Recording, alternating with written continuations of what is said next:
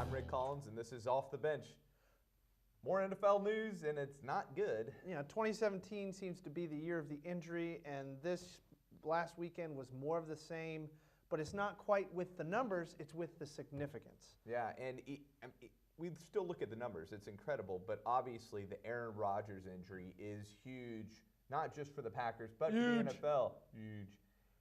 I mean, he was the superstar of the NFL He this was year, the Packers. especially with the way the Patriots have struggled. And he's been the face of the franchise forever.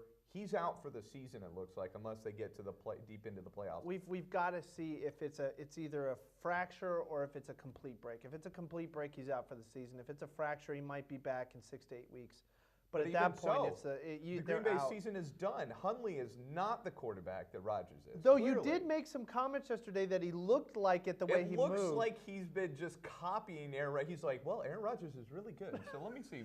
How does he do that? Okay, I'm going to... He tries to play the quarterback position the same way, but he is nowhere near the talent. Now these players we're about to mention, because we're going to go through a list of players who have been injured so far this year, it's not the smaller, less-known players. It's the more significant roles. So we've had 4 knee dislocation or knee injuries, and we've had 6 concussions. Yeah, and the concussions just keep racking up. It's amazing how many concussions there have been so far this season. I mean, if we start looking back, I'm guessing that guys going into concussion protocol during games and not coming back onto the field has gone up by tenfold over the last 5 years. It's amazing. And it's because of the protocol. Yeah, and I think it is part of that. They're being cautious. Certainly, you're not allowed to go back on the field with a, what they used to call a ding, or you got your bell rung. They're not allowing those guys to go back on the field now. They're taking their helmets away. Should they be? I think it's the pendulum sort of thing where this is the overreaction. You go way far to one side before it levels out. We were in the point where, hey, every single thing, don't worry about it.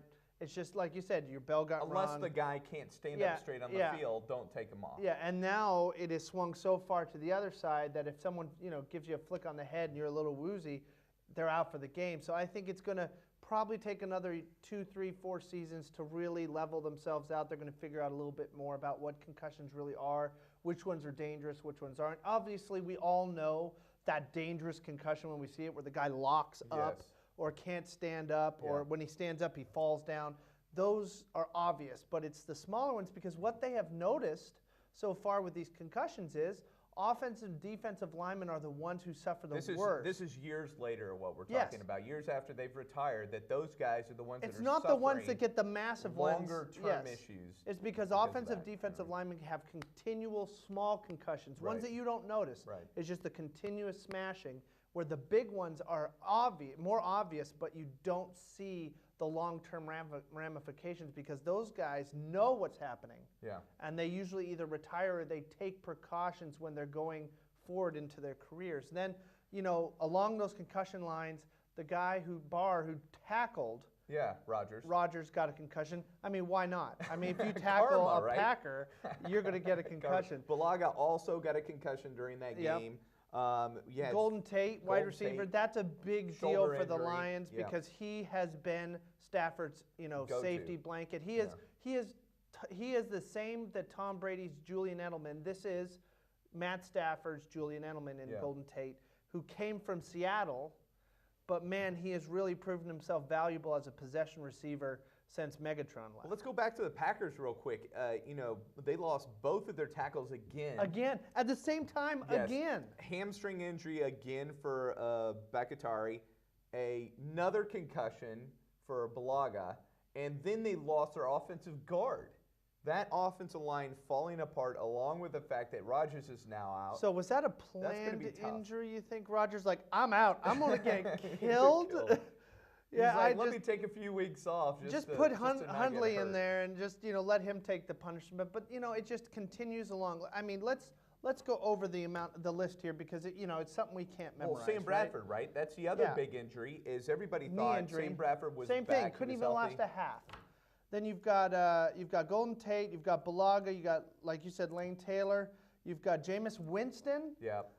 injured shoulder. He'll Manuel's- probably be back pretty soon, I would guess. He's back by next week. But even And I'm so, sorry, I am reading this. It is so many names. shoulder injuries, you don't know what's going to happen. Then you've got Emmanuel Sanders, ankle. You've got Tyreek Hill, concussion. You've got Clover, is it Gwynn? Yes. He's got a brain injury. That must be worse than a concussion. I've never heard of a guy getting a brain injury. And I know this might sound insensitive, but when I think of brain injury, I think of like a guy in a hospital as a vegetable, like or in a medically induced coma. I was wondering if somebody got their finger so far his nose that it hit his Mike brain Pouncey, or again, the Pouncey brothers continuously get hurt. Then you've got a lot of names that I cannot pronounce. Brashad Perryman with a concussion again. Bashad Breeland, knee injury. It's lower leg injuries and concussions. Oh, and you forgot a huge one. Odell Beckham Jr. Yeah. Well, that wasn't this weekend. I know, was just but talking you, about but you, injuries that happened that was just this week. That was this weekend. Last Monday. Yeah. Wow. That was all this weekend. Wow, that's insane. And what's happening is we've talked about this, and I know it's just hitting something that is already dead, but we've really got to realize that the choices the NFL's making in the offseason is having ramifications. Now, granted, these ankle injuries and knee injuries are not part of offseason. Those were part of the CBA. Yes. And them making not the CBA, but making rules of don't go for the head. So now players are going for the legs and the knees, and you're seeing just catastrophic injuries all over the place. Not teaching correct tackling techniques. That's what it comes down to. If these guys were taught correct tackling techniques at lower levels, by the time they got to the NFL, you wouldn't have these guys just diving helmet through people's knees, helmets through people's and legs. that's why you hear a lot of games going through with Seattle where there isn't a ton of injuries in these games because they have been taught by rugby players coming in how to form tackle. And really, when it comes down to it, it's a combination of the CBA and the new tackling rules, which is why these injuries are happening. And we've had, again, this discussion saying the NFL right now is scrambling to be able to make decisions to help out their concussion problem that people are saying, I'm going to pull my kids out. I'm not going to put my kids into football. These players are starting to make decisions that they would rather go into baseball or basketball instead of football. Guys retiring at 29 years old. Yes. And so what is happening is again, it's the pendulum effect, right? The NFL as a whole is now swinging so far to one side that they made rules with the short-term goal in mind of ending these discussions or trying to subside these concussion, questions about whether you should play in the sport because of concussion issues. And what has happened is they didn't think what long-term effects. So when they said, okay, hitters can't hit guys from the neck up, what is happening is that's a very iffy situation because a lot of wide receivers, the defender's going for the body. Yeah. Wide receiver catches the ball, tucks himself head to head or head to shoulder. So now these players are like, I don't want to get fined. I'm going for the legs. And so you see it all the time now. Players are literally going for the knees. Yeah. And it looks dangerous. You and I know that we would be getting into fights if guys were going on our knees like that. But in a lot of ways, yes, they're not getting concussions. But what is happening is these players are ending careers because knees and ankles will end a career faster, not having long-term effects, but it'll end a career faster than hits to the head and concussions. Yeah, one of the other things we saw this weekend especially, but it's been a trend over this season, is how many away teams are winning games.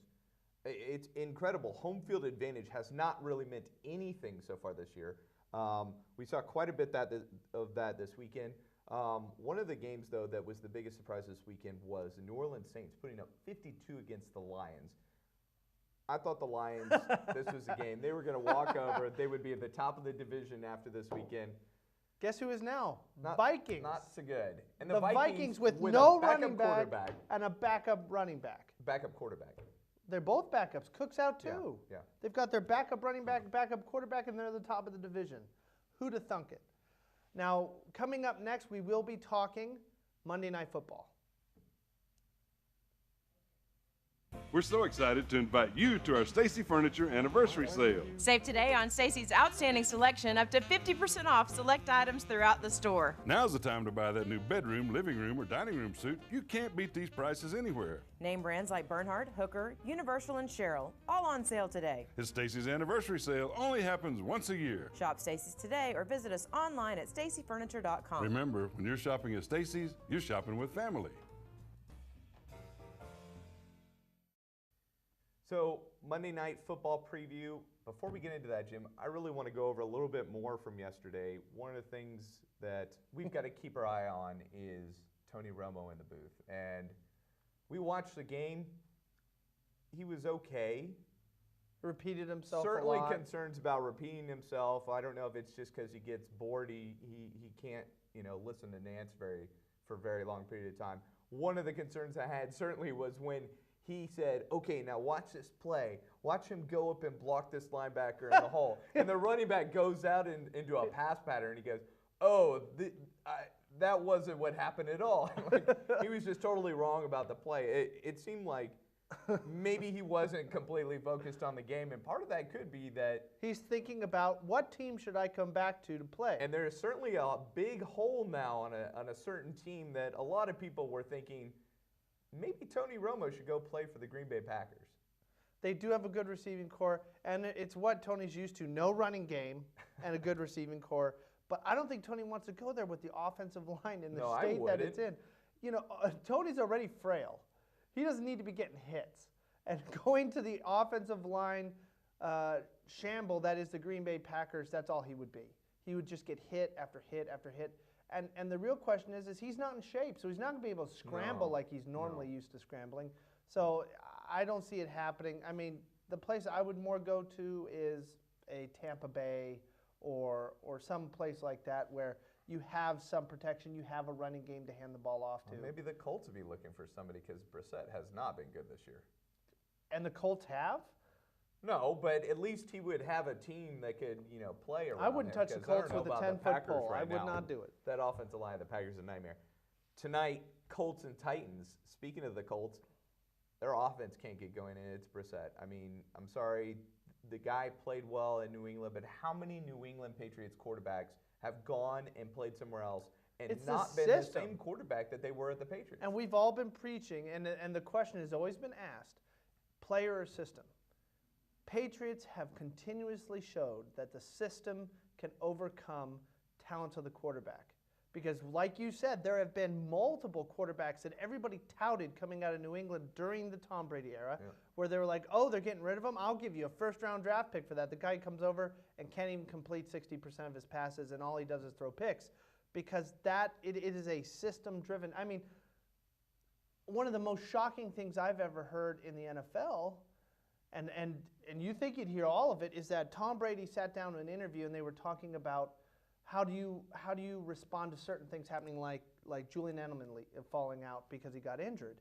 And he said, well, we're able to compensate because we have over 1,000 plays in our playbook. I'm like, 1,000 plays? Well, not only that, but they every single player on their roster can go fill a hole somewhere else on the roster, it seems like. There's never an empty spot on the roster. I bet you Rob Gronkowski could play quarterback. Now, well, I don't know about that. Running back. Left tackle. Maybe. Left tackle for sure, a size at least. But defensively, they've really struggled. Let's look back at the Colts. This is a team that I think does not get past 4 wins this year, and if they're going to get past 4 wins, they have to win this game against the Titans. It's not a player problem. It's not a GM problem. It's not a coach problem. It's an owner problem. The owner, once you start getting into the 10 and 15 years, stint where one player leaves and the entire organization falls apart, they get Andrew Luck. Andrew Luck is as good or could be as good as Peyton Manning.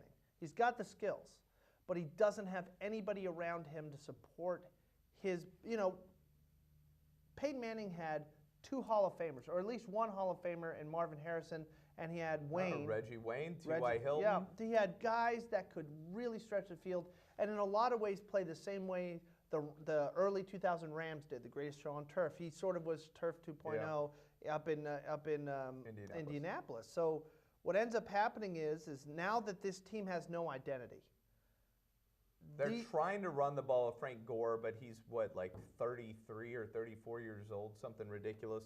And he is not the same Frank Gore he was at San Francisco. There's a reason San Francisco let him go. He hasn't been great for them. He's only averaging like 3.4 yards per carry. That's better than Zeke. It's not good enough for what Indianapolis needs, because Brissett needs a running game to get guys open on the rest of the field, because he needs really open receivers to get passes completed. Look at the other side of the ball, though. The Titans, their struggles are because Mariota's been injured. They are on the struggle bus because of Mariota. They've got to win this game. It looks like they're getting Mariota back tonight. I'm not sure that they should bring him back tonight. Give him another week. I think you're right. And the thing is they were on fire when Mariota was the quarterback. They're 2-3. That's why they're so desperate to get him back, unfortunately. Yeah, 2 wins, 1 loss while he was quarterback, and then for the last 2 weeks he's been, MIA because of that hamstring.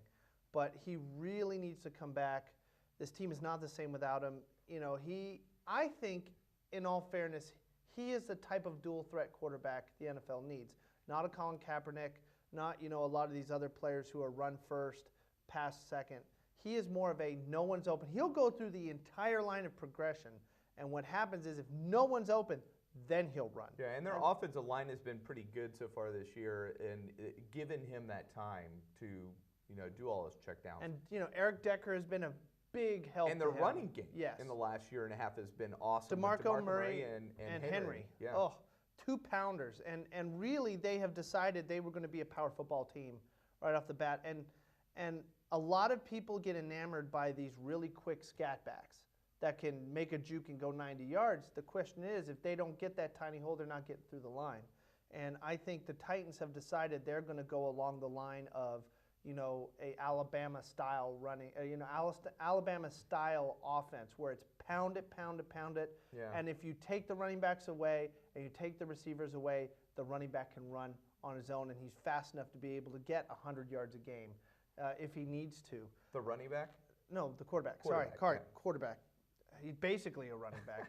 But Mariota has the speed and has the maneuverability that if you take away the running backs and take away the wide receivers, they still have to remember that he can run. Yeah. And it's not slow. And he's a very capable runner. Yeah, he's very capable. So the real question becomes, I think the whole storyline of this game is Mariota. Yep. If Mariota comes if he's back, healthy, he can play. I think they demolish Indianapolis. They should.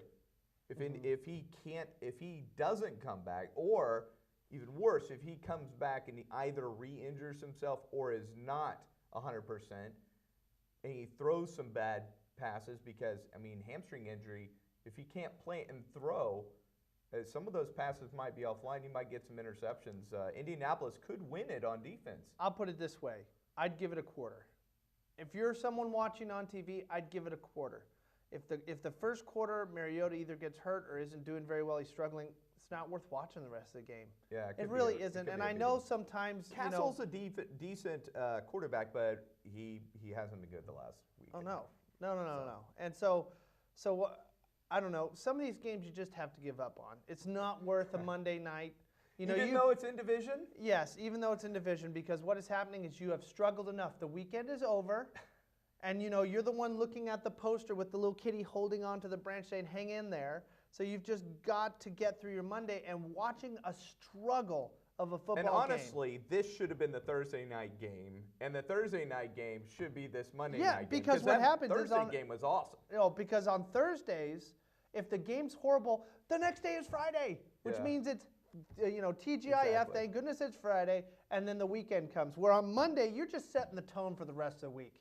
You're just like, this has been a struggle of a game, and the rest of the week is going to be a struggle. The Monday night games need to be the most exciting games of the week. They need to be. And this isn't one of them. No. When we get back, it's college football review, and then we'll have MLB playoffs. Struggle bus.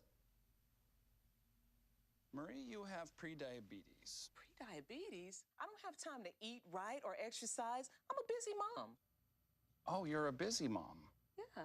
This is great news. Busy moms never get prediabetes. Wait, what? Let me just... Yeah, this is all the people at risk for prediabetes, and way over here, busy moms. No?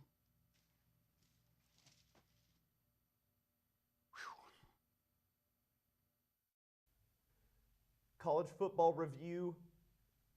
It was a ridiculous weekend. It just college football and NFL, all the games. If you bet this weekend, there's a very good chance you lost a lot of money. It has really switched places again. For the first couple weeks of the season for football, college was by far and away the best league to watch, or best football to watch. Then the NFL came back when they started getting into their own. Now it has switched again, and not because the NFL hasn't had a really good season so far when it comes to excitement and all that. The question is that all the predictable people are winning except for Jacksonville. I don't know where that came from, but the college football has been insane. It really feels like March Madness, that these teams are coming out of nowhere. Clemson lost. Yeah. Clemson lost. How did Clemson lose other than the fact that they lost their starting quarterback? quarterback? I mean, losing your starting quarterback. But to an unranked team? Quarterback's one of the best runners on your team. Yeah. Look, Syracuse, especially at home, is not a horrible team. They win games at home. I really, really, really would come close to saying this is as bad as Oklahoma. It's pretty close. It might be comparable. It might be very comparable, and that's why you saw them drop down to number 9 in the what they had as their Sunday rankings after Saturday. I think things have changed a little bit. They've moved kind of back up. Maybe they were a little bit overreactive on it. Where was this with Oklahoma? You jerk. Oklahoma dropped to 12, and you guys are like, well, that's deserved. Now, and then all of a sudden, Clemson drops to 9, and you guys are like, might have been an overreaction. You know what? Forget you. Forget you, all of you. Let me go through my college football updated power rankings, and maybe you'll be appreciative of where I am on these teams. So I still have Alabama number 1. Everybody in the country has Alabama number 1. They're undefeated in the SEC, and they're clearly the best team in college football. I mean, well, yeah. Especially after Clemson losing, there's nobody. Yeah, this guy, they could play in the NFC East. Probably now. Yes. Then at 2, Penn State coming off a bye, which they probably desperately needed. Barkley, cool running back. And they moved up because of the Clemson and Washington losses. They have a huge game against the Michigan Wolverines this weekend.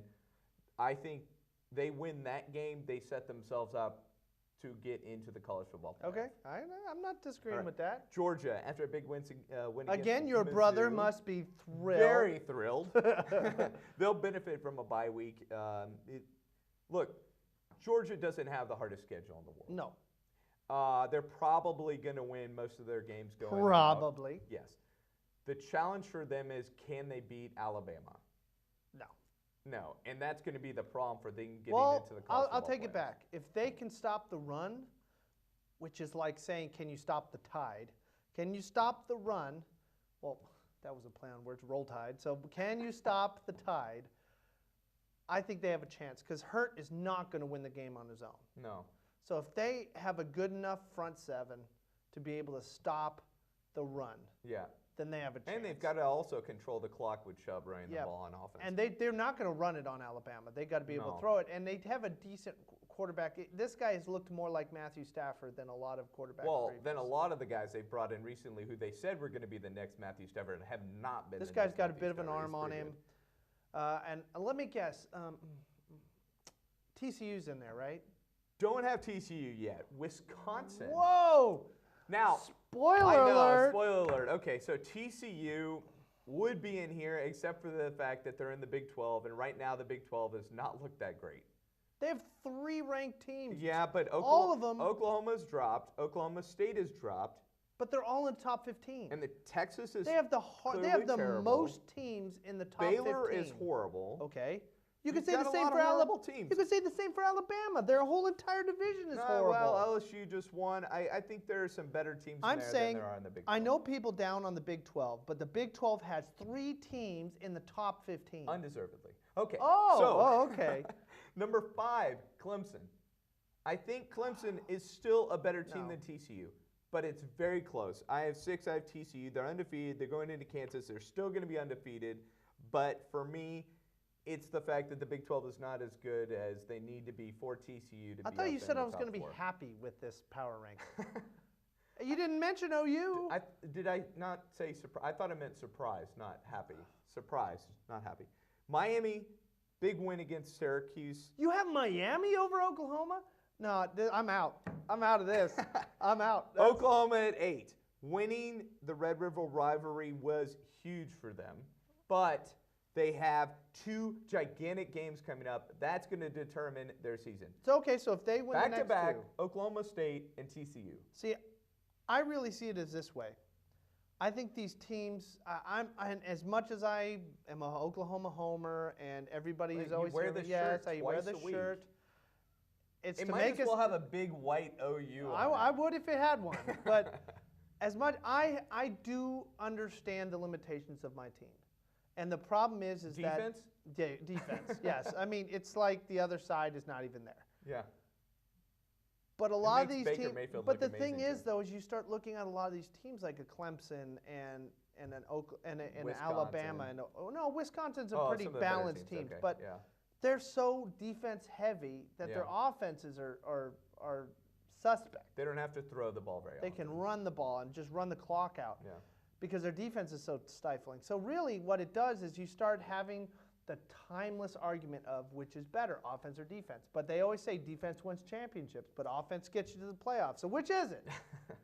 I think it's a good balance, and that's why I have Wisconsin up there at number 4, is because they're an extremely balanced team. The Big Ten Got badges. is good, and they're just winning. They just keep winning. They just keep winning. And they're always under the radar. They're an underdog. You never hear them getting talked about, even when No. they're in the top 10. No. I really agree with you. I think the Badgers are a really good team. I think right I there, 4 to 6, those are tight. Wisconsin, Clemson, TCU.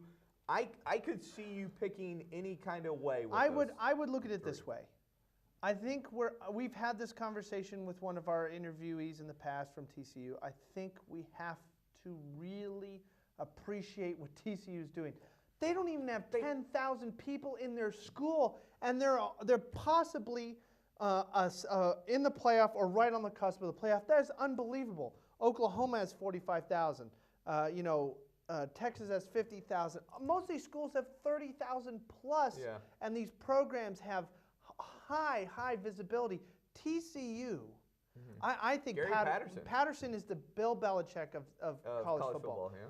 You know, Saban, yeah, he's good, but he's also in a program that has been dominant forever, and they've always been able to recruit because of the red, of the crimson. I mean, hell, even Crimson Tide, the movie with the nuclear submarine, that was Roll Tide, Alabama. I mean, Alabama has been a keepsake for the NCAA forever. TCU has really only been valid for 10 years. And Yeah. they've gone from nothing where if they made the top 25, they were elated. Yeah. Now, the last couple of years, they've been in the top 10. They've been if the not, best team in the Big 12, really, for the last couple of years. I wouldn't say that. Oklahoma Arguably has with been the last Oklahoma. couple of years. But what I'm saying is, I would be just as happy if TCU did it. Not because I'm a huge horny frog fan, but it's because the achievement that they've made. It is an academic school first. It's not an athletic school. It's a All the rest of these private, are. Yes. Christian It's like school. SMU. It's like when SMU was doing what they were doing. Yeah. But SMU's bigger than TCU. Yeah. It is unbelievable, and I think we really need to sit down and appreciate how powerful and how good a job that Patterson's been doing with TCU. Well, someday we'll do that. Someday maybe. The last 2 on the list I'm not happy with, Ohio State and USC. There's just nobody else right now who can put up the points that either of those teams can. I don't think they're great teams. I don't think they have a shot. I really think it's these top 8. It's going to come down to these top 8 of getting into that college football playoff. And maybe you see there's a top 8. Maybe it should be 8 teams in the college football playoff. And next year, maybe we'll see that. Yeah, you know what's really, really funny before we go to the next segment? I know everybody makes fun of me about Oklahoma and me pushing. If Texas was any good this year, it'd be doing the same thing. The same thing. But no, it's because Texas sucks. And next, we'll have Major League Baseball playoffs. We're so excited to invite you to our Stacy Furniture Anniversary Sale. Save today on Stacy's outstanding selection, up to 50% off select items throughout the store. Now's the time to buy that new bedroom, living room, or dining room suit. You can't beat these prices anywhere. Name brands like Bernhard, Hooker, Universal, and Sherrill, all on sale today. It's Stacy's Anniversary Sale only happens once a year. Shop Stacy's today or visit us online at stacyfurniture.com. Remember, when you're shopping at Stacy's, you're shopping with family. Playoffs, the championship series both started last week. right at the end of the week. And both of my teams are winning. I hate to say it, your prediction is looking closer and closer to happening. LA Dodgers now are 2-0 in the NLCS. Yep. Astros, same thing. And they won both of their games 2-1. I said it was going to be home run happy, so my prediction's not exactly right. And Shireen Williams, our inside analyst for NFL, is more than elated. She's probably going to call in sick for the next 2 weeks just to make sure she doesn't miss a second of not even news updates, but the games themselves. I mean, she is as big an Astro fan as you can find. We need to bring her in to do a review of these games. Yes, we do. Maybe we could do that tomorrow when she actually comes into work. But but it was a great series so far. I think both of them, and one of the biggest points so far in both of these championship series has been Verlander going 9 innings. Everybody the way thought a pitcher the guy should. is done after he left the Tigers. The Astros brought him in. They knew exactly what they were doing. They brought him in for playoff baseball. He's been phenomenal. 9 innings, no earned runs. That's amazing. Unbelievable. But what it is, he's really saved himself for the postseason. They didn't push him too hard since they traded for him. They really eased him into it, and he doesn't have a lot of tread on his tires this year. Yeah. But I really, I know you said between the LA Dodgers and the Cubs that it's really the bullpen that's leading it. Same thing with the Astros. Yes. But the difference is the Astros have been allowing their starting pitchers to get They've out got rested bullpens. Yeah, and so what is happening is the Astros are letting their starters get out of messes that they might get into, which is the way baseball's supposed to be. A starter's supposed to go 7 to 9 innings. Yep, and Keuchel went 7, so only 2 innings had to be pitched by the bullpen. Verlander goes 9, so they didn't even have to use their bullpen. Their bullpen is going to be fully rested going into tomorrow night's game. Yes. That's going to help them out so much. I'm actually sorry, tonight's game. It's going to help them out so much going into that game. So let's go into LA. Yeah. What do you see in LA other than the fact that you have said and on the record saying that these bullpens are going to be whoever's bullpen does best is going to win this And series. the Dodgers bullpen has been the best so far in the postseason. They were one of the best in regular season baseball. They have been phenomenal. Kershaw and Hill went out after 5 innings, and both times the bullpen shut out the Cubs. And no hits, no runs, no walks. That's unbelievable. I've never seen 8 innings pitched by bullpen in 2 games. No hits, no walks, no runs. now let's Seriously, and also incredible. the player that we will not name who pitches for the Dodgers Yes. also has been doing a good job. Tomorrow night, yes. Yes. Now, what I do believe that we're forgetting with the Dodgers. You? No. We're not naming? No Darvish, no. Oh. But what You is just named interesting him, though. is, no, you did. Oh. No, you did. What is happening is that I think the X factor, the hype machine that was the Dodgers player in Puig has shown himself a little bit in the last couple games. He has made some big impacts. He's hit some valuable home runs and some valuable hits. I think he's making himself valid again as a player that needs to be paid. And they don't have to have him in the middle of that lineup, which is the great part of the whole deal. With Bellinger and a couple of the, forgetting his name, the long red-haired guy, who actually had the game-winning home run.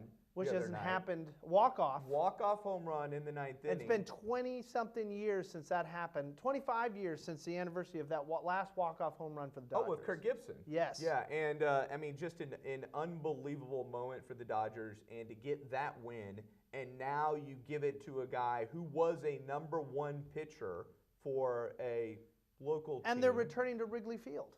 They're returning to Wrigley Field. So that's what the Cubs have going for them. So the Dodgers get their 2 wins at home. Now the Cubs have to go home and try to get 2 wins. And they start off by trying to take on Yu Darvish. I have to name him, sorry. Yu Darvish. Hendricks has to pitch well, especially after coming off a horrific game. All the pressure, I mean, runs. the thing that people don't realize, and you see it in the NBA too because they do series, is that when you're down 2 games, the pressure is unbelievable. unbelievable Yeah. on you, especially when you go home. The only way it gets worse, the only way the situation could be worse for the Cubs is if they lost both at Wrigley and then they have to go. Well, no, they would be over if they lose both at Wrigley. So it's a 7-game But series. I said that's the only way the pressure's yeah, more is if you for lose sure. at home and then you have to go on the road and try to win too. Yeah. So Dodgers and Astros getting both of their games at home wins. That helps them a lot. So a lot of confidence. let's just do going- this real going quick. their way. What do you see happening to get to the World Series? I think they've got to get to you. If I know well, because we watch a lot of U games here in the DFW area. They've got to get to you early when he is throwing a lot of fastballs for strikes. You, after the first at bats, will start getting into a lot of his other pitches. If he loses control, that could be an option for the Cubs to get into it. He likes throwing But curveballs. they need to get to him early, and they could get a couple home runs off him early. And if they do that, then it sets the tempo for the rest of the game, and that's a way the Cubs could get back into that series. The Yankees have to hit home runs. That's the only way They're they not win. going to get back into the series by playing small ball. They haven't been able to do that very effectively in the postseason so far. Their big bats have to come through. Aaron Judge has been a disaster. And so what far they've this done is they've done a postseason. lot of off-speed pitches. They said Aaron Judge throughout the Off year. speed and away. Yeah, a lot of. I think they said that throughout the year, the off-speed pitches Aaron Judge saw during the regular season was about 20%, 10-20%. Probably like 80%. It's now. like 80% now, and I don't know if this is showing a weakness in Aaron Judge that he can't hit off-speed pitches because maybe he doesn't have the patience, and maybe he really wants to hit the long ball so much that he's swinging too hard. You see a lot of this, and I know this is a completely different topic, but you see a lot of this when baseball players go and play softball. These pitches come in slower. Well, no, you Yeah, see they true. come in slower, and you get these baseball players who are used to just swinging hard, and you either ricochet and it gets out and the ball doesn't go very far, or you strike out every single time. And a lot of times when you get these power hitters coming in, they swing for the fences every time, and they've always swing for the fences because they're power hitters, that they can't hit normal pitches. Well, also, you're now getting the best pitchers in Major League Baseball. yeah. You're getting teams loaded with great pitchers. And they're not gonna walk you The Astros anymore. have a good bullpen. They've got great starting pitching. It's going to be tough, especially when he was looking at Keuchel and Verlander. It might get a little bit easier with Morton tomorrow night. Tonight. I keep saying tomorrow night. Tonight. But I don't know. CC Sabathia has the weight of the world on his shoulders right now. Again, in the last series, he was able to save it for the Yankees and give him a chance to win that series. Now he's got to do the same thing. Luckily, he will be at home, and he pitches well at Yankee Stadium.